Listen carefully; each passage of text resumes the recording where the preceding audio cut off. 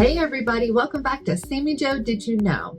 This week's tech tip is super convenient and something that I use all the time since I moved over from Gmail to Outlook. In my Gmail, I had the Calendly link that I did the video on that was super helpful. It allowed everybody to book time with me when it was convenient for them. Saved me so many times from the back and forth of what's your availability? Oh, I'm not free on that time. Well, here's my calendar. Book when you see there's a time available for you to actually meet.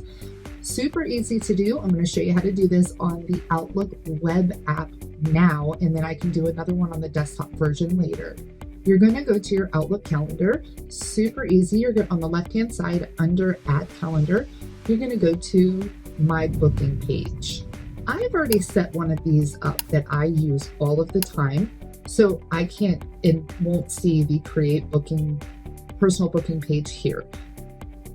If you've already created one, you can also create multiples, and then you can use those links for whatever you see fit. Just create meeting type here on the right-hand side. Once you go to create meeting type or start your first booking page, you're going to have to add a title.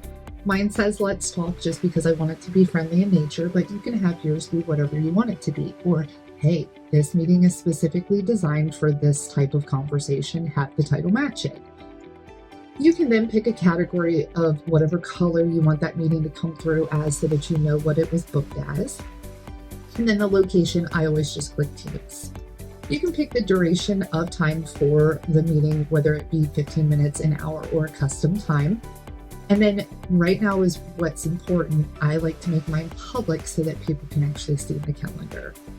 I always go with use my regular meeting hours because if I have time available during my day, I want people to be able to book with me, but you can always pick a custom booking time that will only show availability during that time. Once you hit save, it will show up on your booking page. Again, you can make multiples of these, you guys can customize them, but what's really awesome about it is after you're done, on the right-hand side of the actual booking page that you just created, you'll see three little dots. Click there and click copy. That will give you a link to your booking page for you to send out.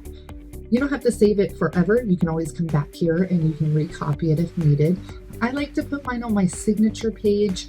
I know that we sometimes put it online. Wherever you need it to be, you just copy and paste it there. It'll create a hyperlink for you to use at any time.